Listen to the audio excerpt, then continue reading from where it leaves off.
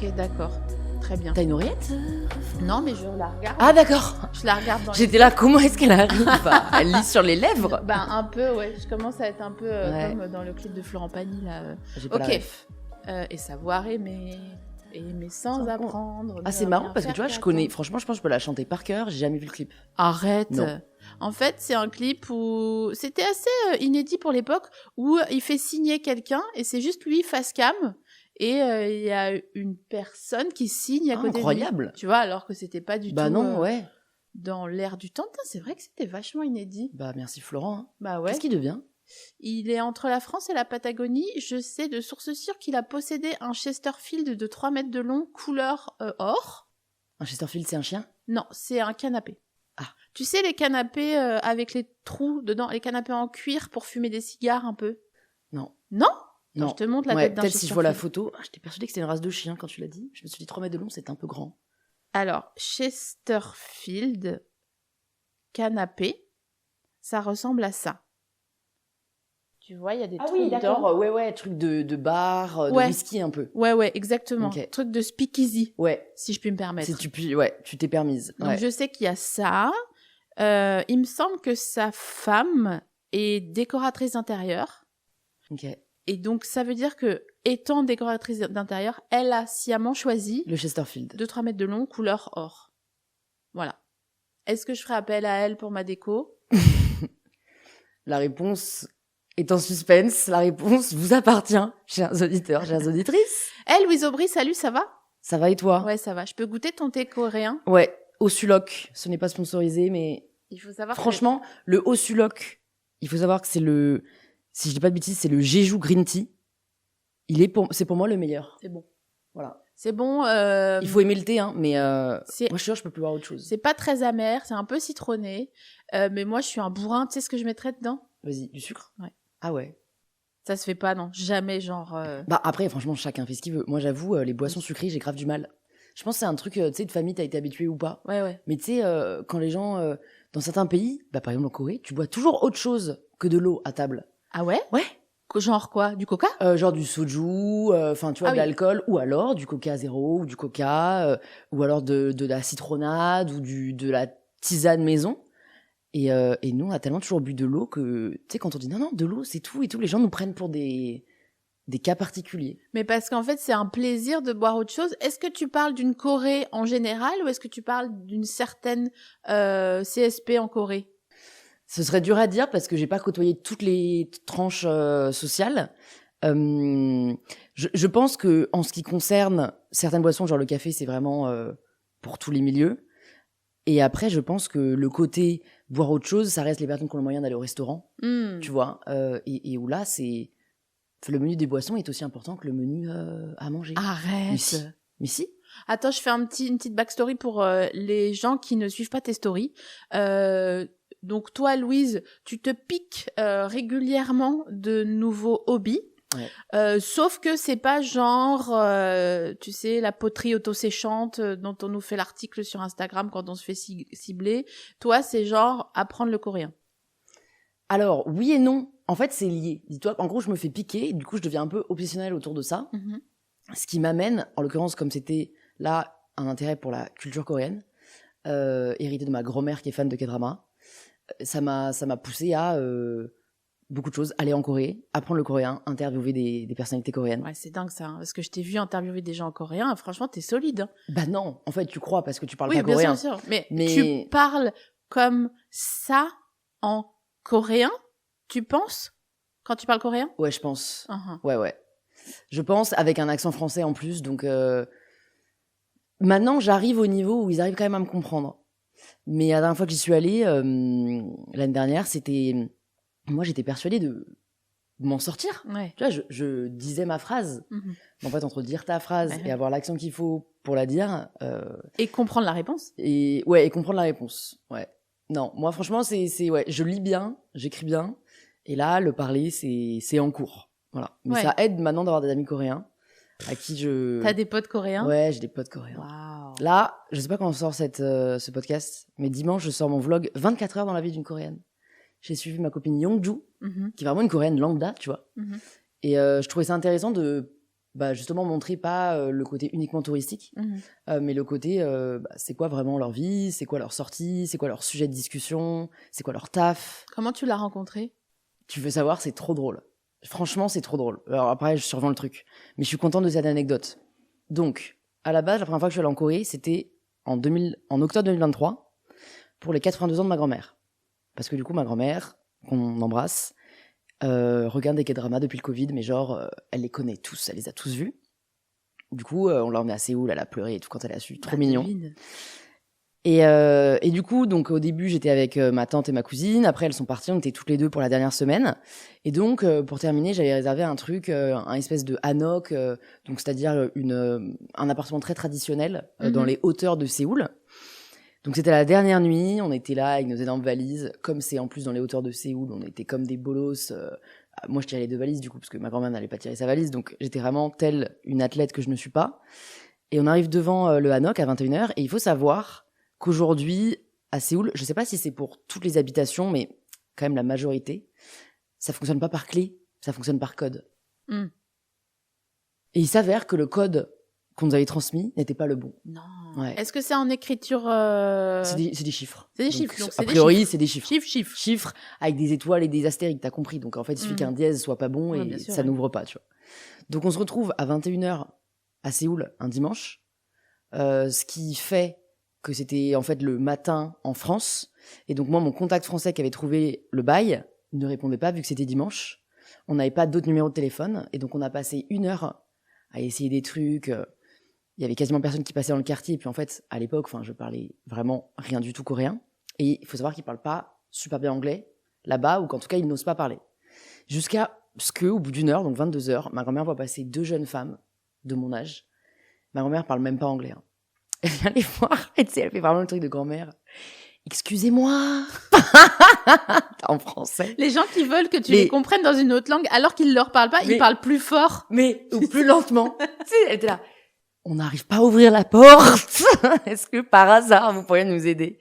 Donc moi, trop gênée, mais en même temps, c'est ma grand-mère, je l'adore, donc je traduis en anglais, tu vois. Heureusement, les filles parlaient un peu anglais, donc je leur explique la situation. Voilà, on est bloqué, on sait pas où dormir. Je leur ai dit, au pire, écoutez, on va prendre un hôtel, tu vois, mais genre, il y en a pas aux alentours, là. Donc, franchement, le somme, surtout que c'était vraiment le truc traditionnel que je voulais faire à la fin. Les 2 nanas, mais des anges. Moi, à partir de là, j'ai adoré, franchement, les Coréens, parce que elles se sont démenées pendant 3 quarts d'heure. Elles ont appelé, elles ont sonné aux portes, elles sont allées voir les voisins. Jamais personne n'aurait fait ça à Paris. Ah bah non. T'imagines 2 touristes qui sont là, qui n'arrivent pas à ouvrir, on leur dit, désolé, bon courage, au revoir, tu vois. Ouais. Jusqu'à ce qu'elles réussissent à avoir le numéro de la proprio par un des voisins. Elles ont la proprio au téléphone, elles ont le bout-code, on ouvre le plus bel appart que j'ai jamais vu de ma vie, genre en mode vraiment tellement traditionnel, mais plus, tu vois. Au final, on les a invités à boire un verre avec nous, on parlait un mélange de juste d'anglais en fait. Ouais. Et j'ai gardé contact avec elles, je les ai follow sur Insta. Et depuis, je les vois à chaque fois que je viens. Et du coup, Youngju est une de ces 2 personnes. Et qu'est-ce qu'elle fait dans la vie? Elle est product manager pour une marque de déco coréenne qui est super, qui s'appelle Say Touché. Je suis allée dans le showroom la dernière fois quand je l'ai suivie pour la vidéo. Genre Say Touché? Ouais. Il faut savoir que une boutique sur 8 à Séoul a un nom français. Mais non. Mais si. Ils sont fans. Ils sont fans. Et en l'occurrence, Touché, c'est une référence à l'escrime, qui est du coup, je sais pas si tu sais, mais c'est un sport qui ne parle que français à l'international. Ah non, j'ignorais. Ouais. Et en gros, les 3 mots avant que tu combattes, c'est un truc genre... Alors, je sais qu'il y a prêt, donc ils disent prêt, machin, allez. J'ai oublié le deuxième. Et quand tu te fais toucher, toucher. Incroyable. Voilà, tu sais tout. Et franchement, ils ont genre une lampe, c'est une bouteille de whisky. Ok. Et tu l'allumes en appuyant sur le bouchon. Ok. Ils ont des trucs, tu sais, très comme ça. Un peu mauvais goût, non? Un peu Soho, boutique avec les Diddle, non? Eh je te montrerai, non. Parce que le mec, je pense, qui a créé ça, a quand même un vrai truc de design. Il fait des sièges vinyle. En forme de vinyle? Ouais, des tabourets. Alors, pour l'instant... Ah, t'es pas convaincue? Tu me convaincs pas. Ok. Non. Je te montrerai les photos. Mais pourtant, je trouve que tu as bon goût. Donc, je pense que je suis pas la personne qui a le plus bon goût sur Terre. Hein. J'ai pas dit ça. Ouais. Parce qu'il faut savoir que j'étais quand même la personne qui, à 14 ans, avait acheté des Hugs pailletés. Ouais, mais ça... Sous l'influence de mes sœurs. Non, mais tu me dis à 14 ans. Je suis allée chercher mes résultats de bac habillée en Jennifer Lopez avec un borsalino blanc à bord rouge. Donc, je suis jamais allée chercher mon bac. C'est pas vrai. Ouais. Mais il est toujours dans ton lycée, je pense. Après, ça fait 10 ans là, donc je pense qu'ils l'ont peut-être jeté. Tu n'es jamais allée chercher ton diplôme? Non. Mais il y a une raison à ça que j'ai oubliée. Ok. Est-ce que on va faire une sortie de déni? Tu veux faire un peu de MDR? Ça ne marchera pas sur moi. Tu peux essayer, j'ai tout essayé. Ça marche pas le MDR sur toi? Non. Pourquoi t'as... Ni le MDR, ni l'hypnose, ni le breathwork, ni... Ah oui, ni les drogues psychédéliques. Ah, t'as tout essayé, tout ça? Ouais. Et tu voulais te souvenir de quoi? Je voulais guérir, guérir dans mon problème de santé mentale.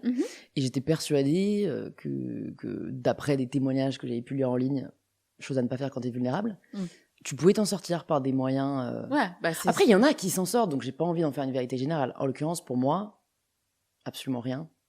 Et j'ai dû en essayer 58. Ouais. Mais médicaments. Mais médicaments, voilà. Médicaments efficaces. Ont marché. Dosage bon. Ouais, dosage bon, on a un peu augmenté au fur et à mesure, mais... Ok. Tu vois, c'est ce que je te disais, ma mère me disait « Ah, mais arrête les médicaments, c'est moins pour terrain et tout », mais quoi, je préfère vivre pas longtemps, mais bien, que de vivre longtemps et dans l'état où j'étais... parce que c'est un problème, du coup, moi, neurologique. Donc, en fait, t'auras beau respirer de manière holotropique, a priori, c'est pas encore réglé ça en matière neuronale. Donc, pour faire une rapide synthèse, en gros, t'avais un cafard plus, quoi. En mode... Non, c'est très compliqué à expliquer. J'aimerais bien te dire ça parce que c'est plus simple pour les gens à comprendre. Ouais. Donc, parfois, les gens disent dépression et du coup, je corrige pas parce que ça parle à tout le monde. J'avais... Donc, le symptôme, c'est l'ébullition mentale. Après, il y a des gens qui me reprennent, ça n'existe pas dans le DMS. Non, l'ébullition mentale... C'est DMS, c'est le livre, le Dallos de la médecine. C'est le livre où t'as tous les troubles... Ok. Mais du coup, en fait, c'est entre un trouble de l'humeur et un trouble de l'anxiété. Et en fait, ton cerveau tourne en boucle, parfois sur rien. Donc, c'est ça qui est très difficile à expliquer. C'est juste une surchauffe permanente. Et parfois sur certaines idées que tu ne peux pas choisir, du coup. Et ça donne quoi quand tu fixes sur une idée que tu n'as pas choisie? Ça veut dire qu'il y a un parasite qui tourne en boucle dans ma tête en permanence. Même quand je suis aux toilettes, même quand j'embrasse quelqu'un, même quand je te parle. Donc, en fait, à la fin, t'as envie de t'arracher le cerveau, quoi. Ouais. T'as l'impression d'être un peu dépossédé de ton cerveau. Donc, voilà. C'est très douloureux. Il y a un taux de suicide qui est très élevé. Et ça concerne très peu de gens. Donc, combien, tu sais, t'as une stat ou pas? Je crois que c'est 0,03% de la population. Donc c'est vrai que j'ai été mal diagnostiquée plusieurs fois. Donc franchement, j'aurais pu mal finir. Hein. Mais heureusement, j'ai trouvé mon super psy, avec qui j'ai fait d'ailleurs des épisodes de podcast pour ceux que ça intéresse. Parce qu'après, tu sais, on m'envoie des questions, genre t'as quoi et tout. Je ne suis pas professionnelle de santé. Donc je redirige vers les professionnels. Et quand on a épuisé toutes les possibilités de diagnostic avec mon psy, il m'a dit « Faut que tu ailles voir un psychiatre. » Ce n'est plus entre mes mains. Mais ce qui est trop bien, c'est que dans son centre, il bosse avec un psychiatre. Et donc il a dit « Bon, on a éliminé plein d'hypothèses, genre burn-out, maniaco-dépressif, enfin plein de trucs. Je pense que tu as une ébullition mentale. Et du coup, j'ai passé des examens longs. J'ai fait des trucs du cerveau, des radios du cerveau. Des radios du cerveau? Ouais, des radios du cerveau. Dingue. Ça s'appelle, j'ai oublié le nom, donc je vais pas le dire. Mais attends, mais une radio, c'est pour voir les trucs durs dans le corps. En fait, j'ai fait un électro, pas cardiogramme. Ouais, un encéphalogramme. Voilà. Je suis trop fière d'avoir trouvé le mot. Bah ouais, t'es sûr que c'est ça? Bah bravo. Ouais, encéphale, c'est les céphalées, quoi. Ouais. C'est pas phallique? Non. Bon, tu sais, le phallus, c'est terminé. Hein. Ouais. On y pense encore, tu vois, quand on entend... Ouais. Il a fait son effet quand même. Bah oui, c'est sûr, c'est comme Undo Stress de Ricky Martin, tu vois. Ah, je pensais que t'allais parler de la série de danse. Ah non, alors j'adore. T'as regardé? Ah bien sûr, évidemment. Curiraste loco, loco, loco, loco, pensarás que esto loco, loco, c'est Miguel Ángel Munoz. Je tiens à m'excuser pour toutes les personnes qui parlent espagnol, j'ai pris allemand. Ouais, j'avoue, vraiment, on aurait dit que tu parlais coréen au début. Je me suis dit, il y a une nouvelle version de Undo Stress. Mais cette chanson était trop bien. Tu sais que moi, je l'ai sur Spotify. Elle est dans mes chansons. C'était un des acteurs. Oui, Miguel Angel Munoz, c'était l'acteur. Qui avait les gros sourcils. C'était le beau gosse. Je m'en fous de son sourcil. L'espagnol, quoi. Ouais, l'espagnol. Il était espagnol, quoi. C'était très beau. Ouais. Comme l'espagnol dans la série Años Nuevos qui passe en ce moment sur Arte et qui est sur un couple pendant 10 ans. C'est on les suit toute leur 31 décembre et comment leur relation évolue. Et ils ont vraiment... C'est de vrais Espagnols. Des Espagnols. Avec un grand E. Ouais. Et fort. Ils parlent fort, ils disent les S, tu sais, comme les Espagnols. Ils te crachent dessus. Ouais. Comme un chat qui feule en ayant une zozotite. Ça me parle. Et bref, tout ça pour dire que Un, dos, tres, oui, mais là, je te parle de la chanson de Ricky Martin. Que tout le monde dans le monde connaît. Est-ce que... Un, dos, tres... Un pasito bailante, Maria, un, dos, tres... C'est bon, j'ai la ref. Et toi, t'as fait allemand. Ouais. Donc, est-ce que tu peux me chanter une chanson en allemand? Zum Geburtstag viel Glück, zum Geburtstag viel Glück, zum Geburtstag viel Glück, le chat qui a la zozosite. Zum Geburtstag viel Glück. Bravo, Geburtstag, pas Geburtstag. Mais bon, c'est presque ça. Tu m'as demandé de chanter, j'ai chanté. Bien sûr, bien sûr. T'as pris allemand aussi? Oui, mais moi, je viens d'Alsace, donc on n'avait pas le choix. On était français, tu sais. Donc ouais, on faisait allemand depuis... Tu viens d'où d'Alsace? Du Haut-Rhin, à côté de Mulhouse. D'accord, nice. C'est joli, hein. À Noël. Ouais, voilà. Ouais. Oui, donc 10 jours par an, quoi. Ouais.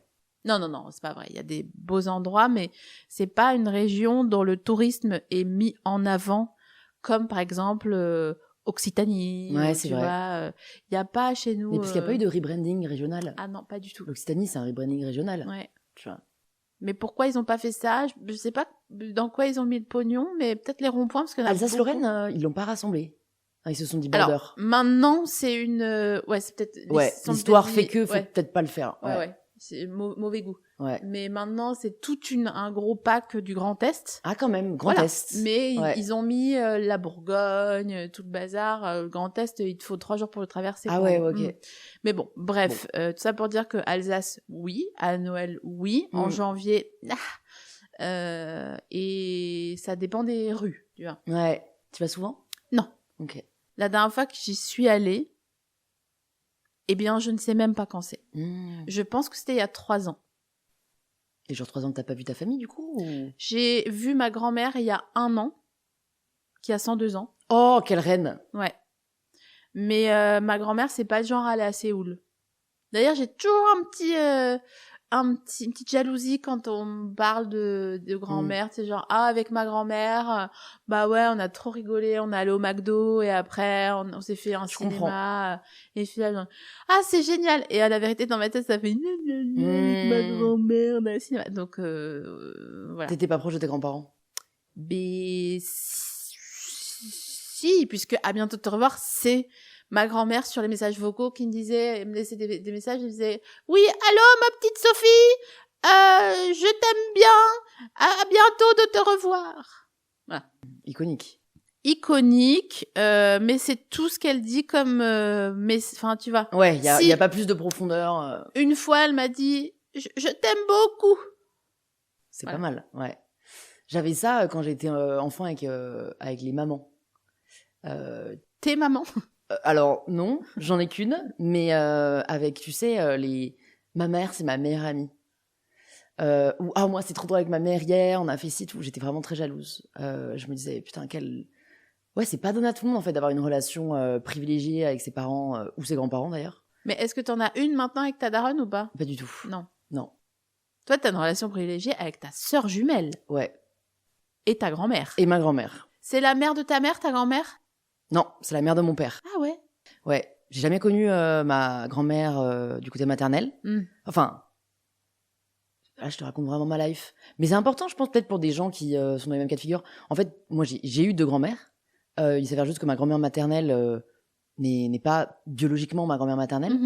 Mais je l'ai toujours connue. Et pour moi, c'était vraiment... c'était comme ma grand-mère actuelle, c'est juste qu'elle est morte beaucoup trop tôt. Mais mes 2 grand-mères étaient vraiment, pour moi... je sais pas, des déesses. Vraiment une sagesse, une gentillesse, une bienveillance, une compréhension. Donc voilà, maintenant il m'en reste qu'une. Ils sont malheureusement tous morts, les autres, mais j'ai eu la chance de tous les connaître. Et ouais, non, ma grand-mère, c'est... Je sais pas, c'est...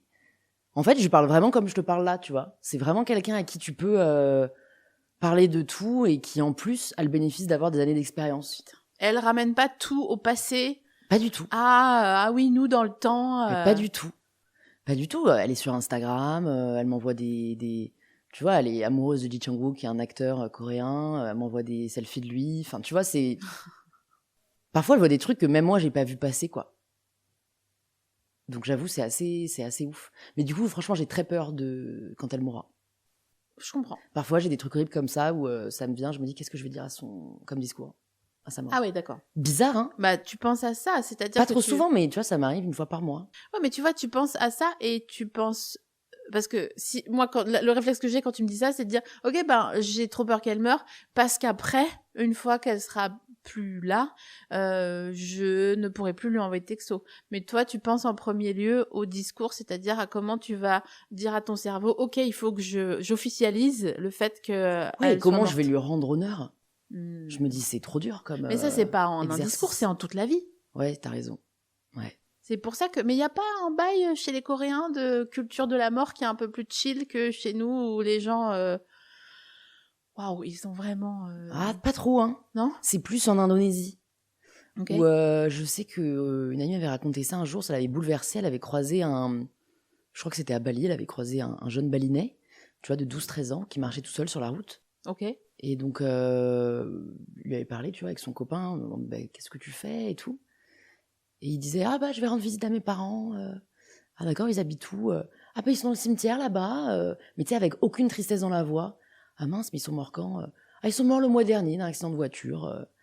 Et en fait, apparemment, je sais pas si c'est pour tout le monde, hein, mais pour une partie des Indonésiens qui, je sais pas quelle religion c'est, donc je vais me taire. Mais en fait, tu célèbres presque la mort parce que c'est le moment où en fait, tu vas enfin toucher la divinité. Et du coup, je me demandais, est-ce qu'on serait pas tous plus heureux si on pensait ça, que ce soit vrai ou non, tu vois? Après, bon, est-ce que c'est aussi une forme de déni? Je sais pas, tu vois, s'il y a des psys qui pourraient nous dire... Bah, en fait, enfin, des psys, c'est déjà passé par le langage, donc c'est pas qu'on s'en fout ce qu'ils disent, on peut dire ce que des chercheurs savent à ce sujet. Mais en effet, ça me paraît plus évident de continuer à faire vivre la personne et de la garder dans son quotidien que... Enfin, c'est trop dur sinon de dire, ben, je sais pas, fini. Khalas, finito. Ouais, bah moi perso, c'est comme ça que je le vis. Hein. Enfin, tu vois, j'aime à me croire que elle me regarde, enfin ma grand-mère du coup qui est décédée. Ouais. Tu vois, évidemment, ça me fait plaisir, mais quand elle est morte, j'ai chialé à mort. Mais tu le demandes petit, pas il a de pas signe. chialé. Tu demandes pas de signe à ta grand-mère qui est morte? Ouais, t'es pas le genre, mais c'est fou, je comprends pas ta personnalité, Louise. Des fois, j'ai l'impression de toucher quelque chose, et ensuite, tu t'en vas en détalant comme un lapin. Ouais, non, moi, j'ai été, je pense, de toutes ces expériences ésotériques que j'ai faites quand j'ai essayé d'aller mieux, vaccinée d'une très forte manière à tout ce qui maintenant est un tant soit peu spirituel. Ok, voilà. D'accord. Après, c'est vraiment personnel. Hein. Donc, ouais, dans les signes... 13h13, 14h14, 15h15. Ouais, non. Une lampe qui s'allume toute seule. Ça t'arrive souvent? Ouais. Ah bah pas moi. Ah bon? Non. Mais demande. Mais non, mais si tu veux pas, tu veux pas. Mais non, mais j'ai beaucoup demandé des trucs et rien n'est jamais arrivé. Oui, donc, mais parce que peut-être ils étaient pas prêts. Enfin, tu vois, comme quand t'appelles quelqu'un, des fois il répond pas. Ok, donc là, on va faire un exercice en direct. Ah ouais, mais ma prochaine chronique, parce que je te le dis en exclusivité, mais ça sera peut-être sorti quand cet épisode sortira. Je commence une nouvelle émission avec France Inter sur l'amour. Oh, génial! Journal philosophique d'une célibataire. Oh, génial. Donc je suis célibataire. Et ma première chronique, c'est « Suis-je faite pour l'amour ?» Okay. C'est une vraie question que je me pose, en tout cas pour l'amour amoureux. Ça fait un certain temps que tu te la poses. Ouais, ça fait un certain temps que je me la pose. J'ai pas l'impression d'être faite pour l'amour, tout comme j'ai pas l'impression d'être faite pour l'ésotérisme. Donc, dans cette pièce, il peut se passer quelque chose dans la prochaine minute. Non, c'est pas comme ça. Bah, un peu quand même. Non, mais tu dis, est-ce que... Ah bah moi, je vois les trucs qui clignotent là-bas. Incroyable, ça vient de clignoter. Voilà. Ça, c'est un Alors, j'ai même pas posé la question encore, mais toi, t'as ça... pris... Et en plus, c'est dans ton champ de vision, c'est pas dans le mien. Est-ce que dans mon champ de vision, il pourrait se passer un truc dans la prochaine minute qui pourrait me donner un signe que potentiellement, je suis faite pour l'amour?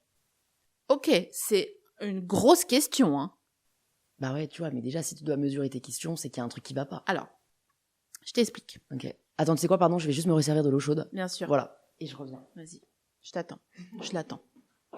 Non, ça va, merci. Je vais réfléchir à tout ça. Non, mais en fait, faut que j'arrive à lui faire comprendre qu'elle demande trop d'un coup. Je vais essayer de lui dire, ok, c'est comme si tu avais une bibliothèque à ranger et que tu jetais tous les livres contre le mur en disant, bah, ça va se ranger.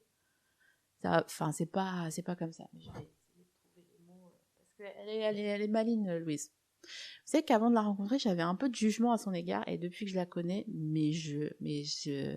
une ventouse vraiment à son bateau. Je l'adore. Elle est sympa, elle est maline, elle est... Ah non, aussi une fois, elle m'a dit un truc marrant. Elle m'a dit, bah moi je suis de gauche, je vote Macron.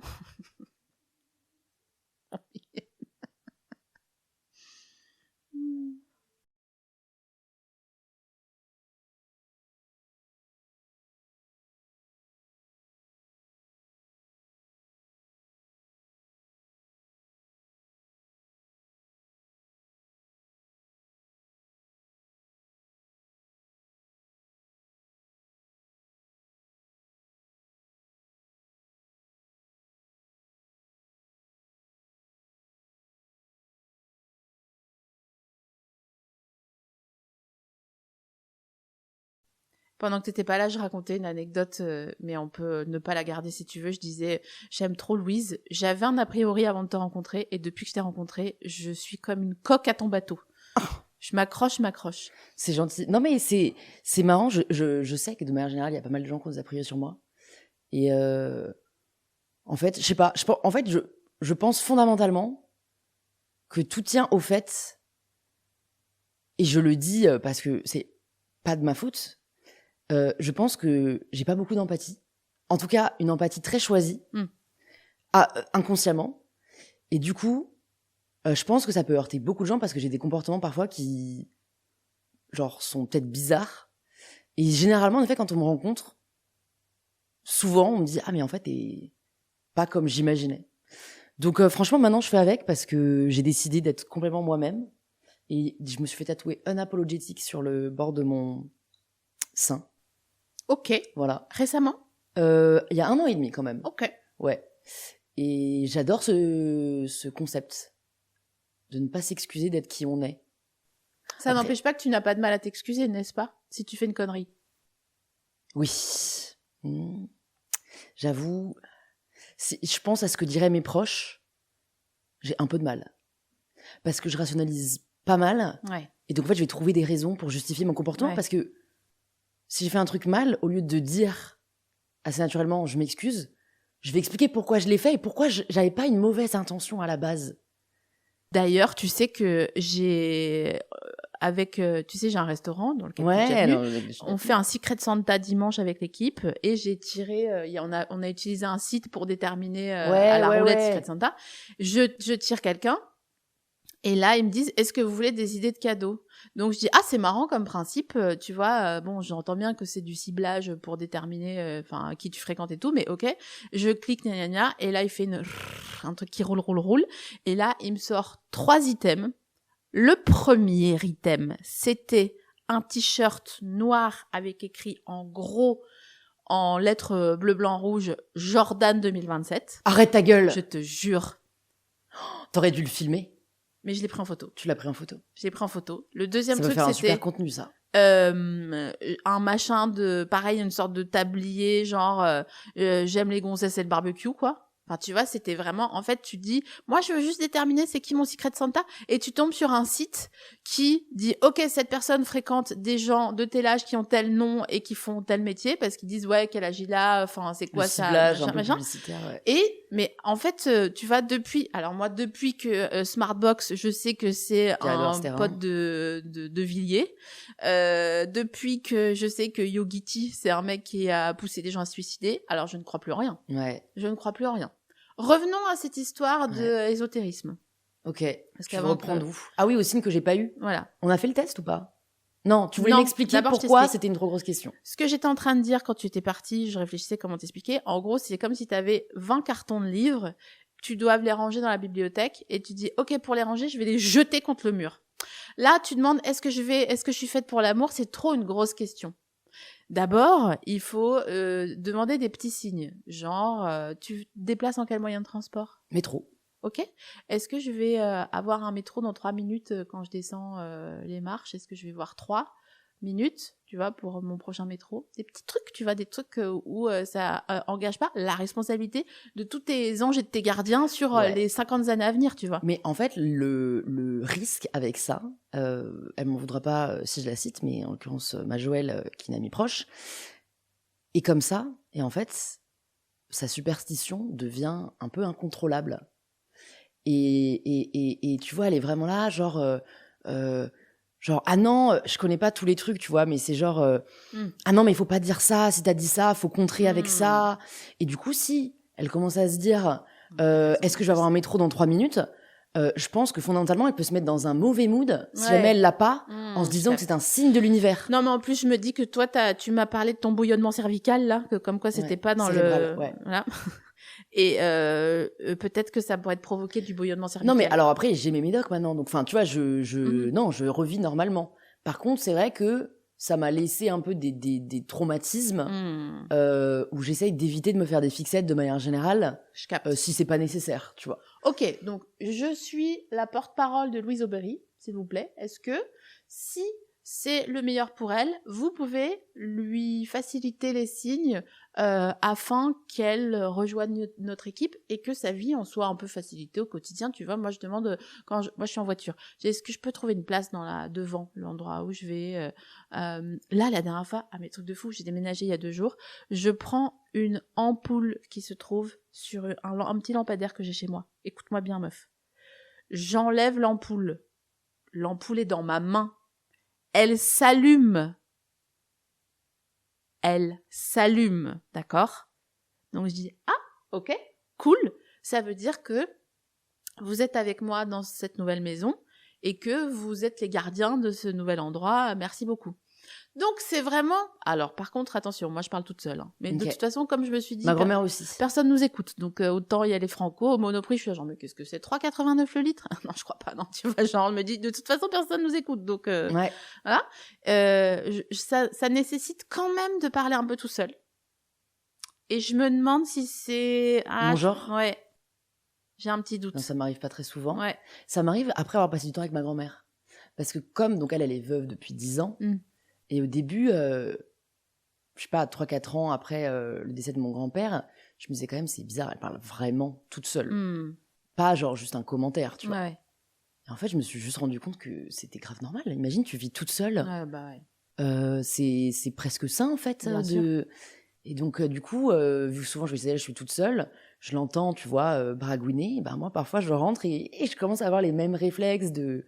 Mais c'est pas possible là, mais où il l'a mis. Bien sûr, c'est très important. Tu sais que tu connais la vraie histoire de Robinson Crusoe? Je savais même pas que Robinson Crusoe avait vraiment existé. Ouais, c'est un mec, je sais plus comment il s'appelle, il a un nom genre... Il s'appelle pas Robinson Crusoe. Non, pas du tout. C'est l'auteur qui l'a transformé après qu'il ait entendu son histoire. Putain, il s'appelle genre un nom d'agence de voyage, genre Sam Cooke ou un truc comme ça, tu vois. Bon, bref, on s'en fout. Robinson Crusoe, c'est un mec issu d'une famille très pauvre. Ses parents le détestaient. Lui, c'était à peu près pareil. Il avait 2000 frères et sœurs. Bref, il s'est dit, vas-y, je me cache, je vais tenter ma chance. Je vais prendre un bateau. Il prend un bateau. Le mec était tellement insupportable que ils l'ont largué sur une île en disant, ah ouais, c'est comme ça? Bah vas-y, tu restes là. Ils l'ont laissé et lui, tu sais, il était vraiment genre farouche, quoi. Il disait, bah ouais, bah j'en ai rien à foutre, je reste là, machin. Sauf qu'il voit le bateau partir. Juste, en fait, il avait gueulé parce qu'il dit, mais votre bateau, là, la coque, elle est pourrie, on va couler. Et ils ont dit, oh putain, c'était la 2000e réflexion qu'ils faisaient. Ils ont dit, vas-y, tu nous saoules, c'est bon, c'est fini, c'est terminé, on te laisse là. Et il voit le bateau partir et il dit, attendez, mais c'est une plaisanterie, genre, non, revenez, s'il vous plaît. il se casse, son équipage se casse, il reste sur l'île et là il commence à trouver de la ressource, tu vois, des chèvres, il se fait un enclos, il y avait plein de moustiques, à l'époque la dengue, je peux te dire que c'était pas aussi bien traité qu'aujourd'hui, donc il se fait piquer, et tout boursouflé, il met quand même sur un arbre les jours avec des bâtons, il a ce réflexe dès le jour 1, sinon je pense que machin, donc il a quand même le réflexe, tu vois, il arpente l'île, donc il est très véloce, il commence à être vraiment avec une dextérité folle, il attrape des chèvres, machin, il survit et il commence à vivre tranquille. Il y a un premier bateau qui arrive, mais en fait c'est des Espagnols et lui il était anglais, donc ils étaient vraiment en bisbille, donc il finit par se cacher parce qu'il savait qu'il allait être en prison sinon. Au bout de 4 ans et demi, tu m'entends ? 4 ans et demi. Il y a un bateau qui arrive, il réalise que c'est des Anglais, donc il va vers eux. Les Anglais disent, putain, le mec est vraiment organisé, quoi. Il a un enclos à chèvres, un petit gourbi, tu vois, pour vivre et tout. Et là, le mec essaye de parler. Il avait bien noté les jours sur le tronc de l'arbre pour se rappeler que combien de temps il vivrait là. Il n'a pas parlé. Il n'a pas parlé. Il a essayé de parler, aucun son ne sortait.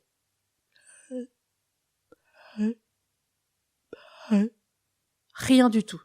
Et il a mis, je crois que c'est 3-4 mois à réapprendre à parler. Tout ça pour dire quoi ? Que oui, ta grand-mère, elle fait bien de parler toute seule. Comment tu connais aussi bien l'histoire de Robinson Crusoe ? J'écoute des podcasts d'histoire tous les soirs. Ah, trop stylé. Putain, ça m'a donné envie d'en écouter. Ah ouais, alors... À quel siècle c'était ? Je crois que c'est... Attends, je vais te dire ça immédiatement. Tu sais quoi, je vais même faire comme ça. Parce que l'époque des bateaux, c'était 16e, 17e Je pense que c'est 17e. Laisse-moi une petite seconde. Je retrouve l'épisode, c'était il n'y a pas très longtemps. De toute façon, tu demandes à chat, hein. Non, mais je préfère... je remonte comme ça.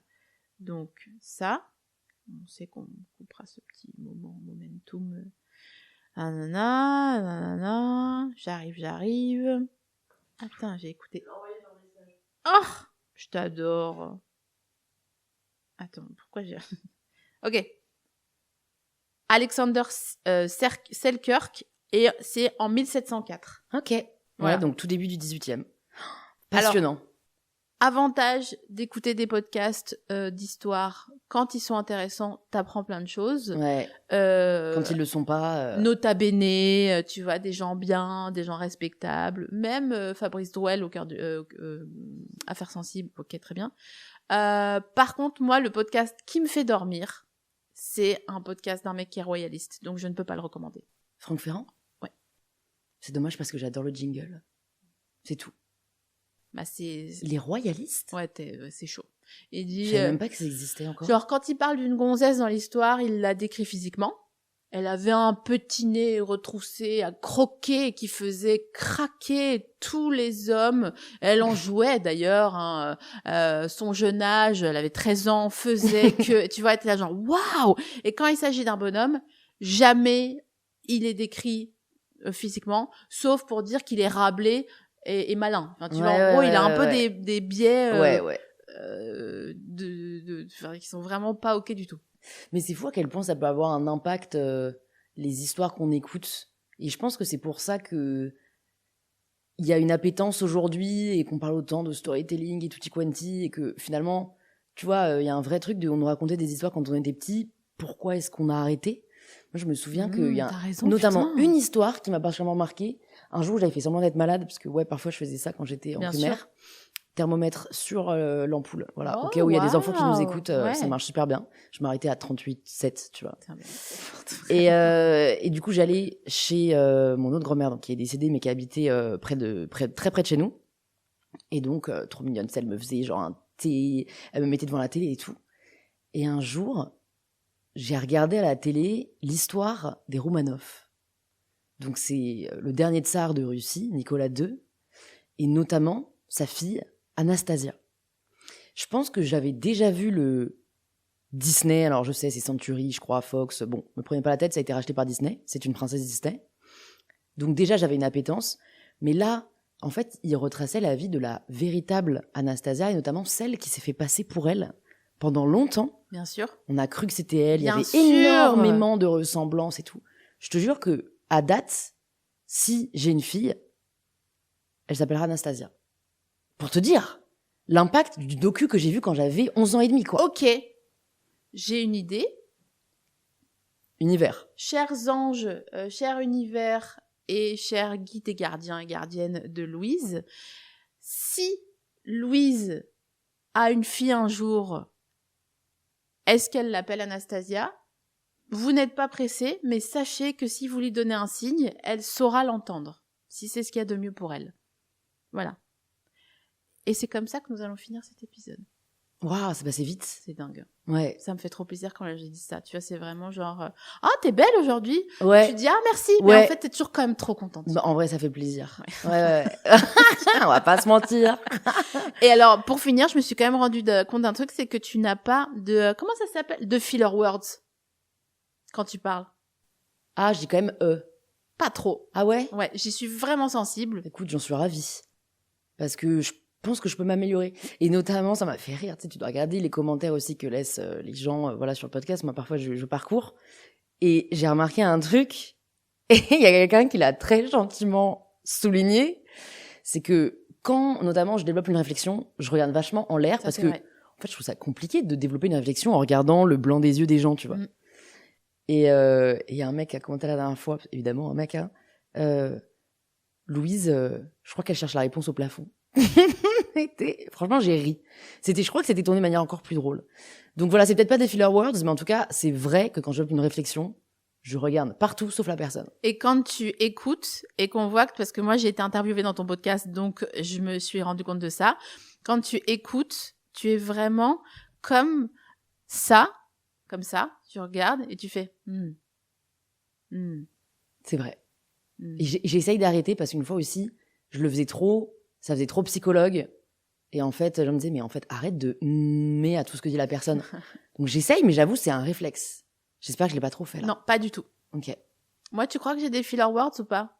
Non, tu t'exprimes très bien. T'as une richesse de vocabulaire qui est vraiment... Alors, tu cherches le bon mot. Ça, oui. Appréciable. Ah ouais, ça... Pour moi, un vélos. rectangle Elle a quand même dit vélos. ne rentre pas dans un carré. C'est Ouais. impossible. En revanche, je ne peux pas m'écouter. Déjà parce que je sais ce que je vais dire à la fin de la phrase et que je me dis, t'aurais pu mieux le dire. Et que je trouve que je m'entends mettre des petits temps entre les mots.